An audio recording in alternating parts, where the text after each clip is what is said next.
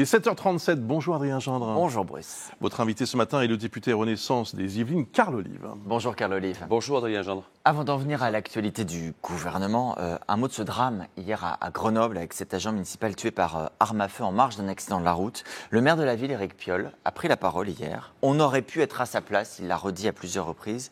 Nous sommes face à une violence débridée, dit-il. Est-ce que vous partagez son constat ? Bon, d'abord, moi je veux avoir une pensée pour les 2 millions d'agents municipaux en France qui font un travail formidable pour la famille malheureusement de cet agent. Je dis souvent que quand on touche un élu de la nation comme un agent municipal, donc comme un agent de la nation, on touche à la République et on abîme la France. Et vous le dites en tant qu'ancien maire, je rappelle que vous êtes oui, bien sûr, également. et on abîme la France. Maintenant, moi je suis heureux du constat et du diagnostic posé par M. Piolle, mais disons les choses, ce serait bien aussi que M. Piolle puisse s'attaquer aussi à l'insécurité. Il en est aussi en partie responsable. Moi je trouve que M. Piolle, pardon de le dire comme je le pense, mais que Grenoble n'est pas un village de Schtroumpfs et que quand on n'arme pas sa police municipale, à un moment donné, c'est un mauvais message qu'on envoie. Quand les voyous oscillent entre laxisme et impunité, parfois on voit le résultat. Et encore une fois, ce n'est pas une seule responsabilité. Chacun doit prendre ses responsabilités. Qu'est-ce que ça aurait changé là ? Vous voudriez armer par exemple un agent de la propreté ? Non, pas du tout. C'est pas du tout ce que je dis, Monsieur Gendre. Je dis simplement que c'est pas un sujet qui date d'un claquement de doigts, d'un dimanche matin, malheureusement pour ce pauvre agent qui a fait un travail remarquable dans sa collectivité. Mais encore une fois, je peux en parler. Je suis ancien maire de Poissy. On a baissé la délinquance juvénile de près de 30%. Mais est-ce qu'il n'y a pas, dans le cas de Grenoble, Carl Olive, aussi une défaillance de l'État ? 19e épisode de violence par arme à feu depuis le début de l'année. Le procureur de Grenoble, il y a quelques jours, semaines, disait « il manque des magistrats à Grenoble, on a privilégié Paris pendant les JO ». Est-ce que là, ce n'est pas une faute régalienne, du plus haut niveau ? Non, je dis simplement que chacun doit prendre ses responsabilités. Je l'attendais, cette question. C'est encore la faute de l'État. C'est toujours la faute de l'État. Pas encore, mais c'est peut-être partagé. Non, mais monsieur Jean, je l'attendais, cette question. Que chacun prenne ses responsabilités. En matière de sécurité, M. Piolle n'a rien fait, mais il l'a bien fait. Et il est temps, encore une fois, d'armer les polices municipales dans ce pays. Ce n'est pas possible qu'aujourd'hui, vous pensez qu'un voyou fait la différence entre un policier national et un policier municipal.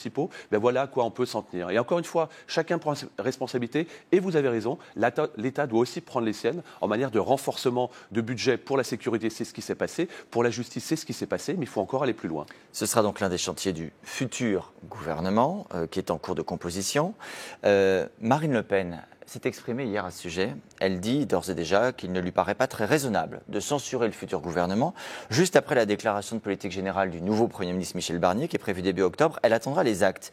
Bon, ça va laisser un peu d'air au gouvernement. Est-ce que vous voilà soulagé ?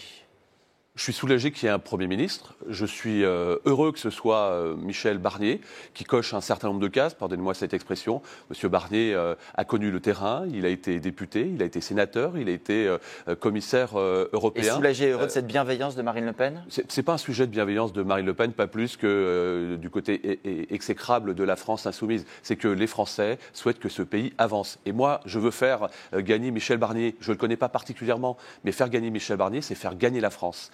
Et les Français veulent que la France avance. Enfin, c'est quand même un Premier ministre sous surveillance. C'est ce que disait Jordan Bardella samedi en disant qu'il était sous surveillance du RN. Lui-même, le Premier ministre a reconnu qu'il était, dit-il, sous la surveillance démocratique de tous les Français. Au moins, tout le monde s'accorde sur ce point. C'est une particularité, un Premier ministre sous surveillance. C'est la singularité de ce que les élections ont donné. Et si nous pouvions imiter ce qui se passe en Allemagne, en Belgique, au Portugal, en Espagne, en Scandinavie, c'est-à-dire sur une espèce de coalition et parfois des accords de texte, autrement dit, que le pragmatisme soit en lettres majuscules dans ce pays, on gagnera du temps. Tant qu'on n'aura pas compris que le pays est bien plus important qu'il est parti, alors effectivement, nous irons dans le mur en klaxonnant, comme le dit le président Sarkozy. Vous le surveillerez sur quoi, vous ? Sur quoi est-ce que vous serez attentif ? Je pense que d'abord, le président, le Premier ministre, M. Barnier, n'a besoin de personne pour savoir ce qu'il a à faire. Mais je pense que les sujets typiquement de sécurité, de pouvoir d'achat, de surveillance des finances publiques, peut-être qu'on y reviendra, sont des sujets qui sont particulièrement dans la hiérarchie des priorités. Je les mettrais dans le top 3. Il y a un côté quand même troublant, Carl Olive, c'est que quand vous énoncez ces priorités, à peu de choses près, on entend également les priorités énoncées par Marine Le Pen. Elle dit pareil, 3 priorités, sécurité, pouvoir d'achat. Elle ajoute immigration, en effet. Elle disait même hier que le futur discours du Premier ministre correspondrait très certainement aux espérances que le RN porte. Elle dit même que sur l'immigration, Michel Barnier fait le même constat. Vous, ça vous trouble, cet alignement de planètes entre les préoccupations du gouvernement et les préoccupations du RN ? Ça va peut-être vous étonner, M. Jeanne, mais vous savez, ces préoccupations, ce sont celles des Français. Et quand vous avez été maire, moi, les priorités que je vous donne, c'est aussi celles que je ressens sur le terrain. Ce week-end, j'ai passé mon temps sur le terrain avec les forums des associations sport et culture. Petit clin d'œil sur la réussite des Jeux Olympiques et Paralympiques.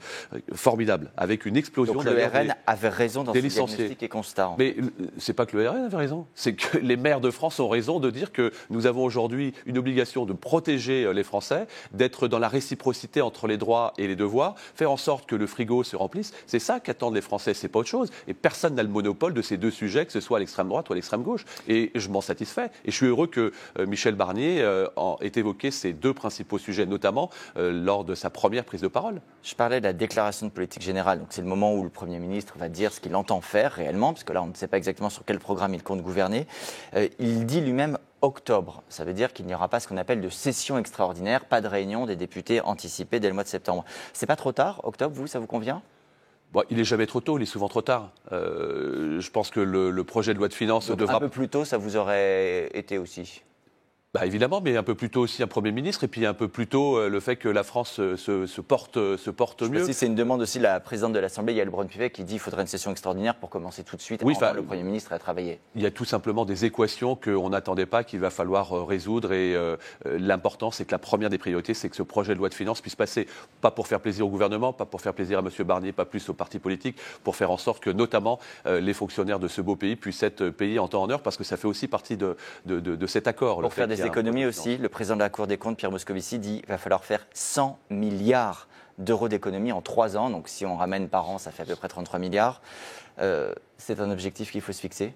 Je pense que c'est un objectif qu'il faut se fixer. On peut pas. C'est gigantesque, 33 milliards par an. Oui, mais vous savez, encore, pardon, je fais peut-être une marotte, hein, mais quand vous êtes à la tête d'une collectivité, vous rendez un budget qui est à l'équilibre, c'est l'exception qui confirme la règle. Un maire à la tête d'une collectivité, tous les ans. Il y a quelques jours, le gouvernement disait que les dépenses de collectivités dérapaient et que ça avait grévé la situation budgétaire. Alors je ne suis pas tout à fait d'accord, et moi je veux dire que non mais je vous le dis, les maires de France font un travail exceptionnel. Les maires de France rendent leur budget à l'équilibre, ce qui n'est pas le cas de l'État. Donc là, pour le coup, on a à prendre exemple sur les maires de France. Et quand j'entends Michel Barnier dire les idées viendront aussi d'en bas, ça me fait d'autant plus plaisir que c'est pas comme si ça fait quelques mois qu'on réclame que le logiciel puisse changer. Vous aimeriez les porter au gouvernement, ces idées, vous ?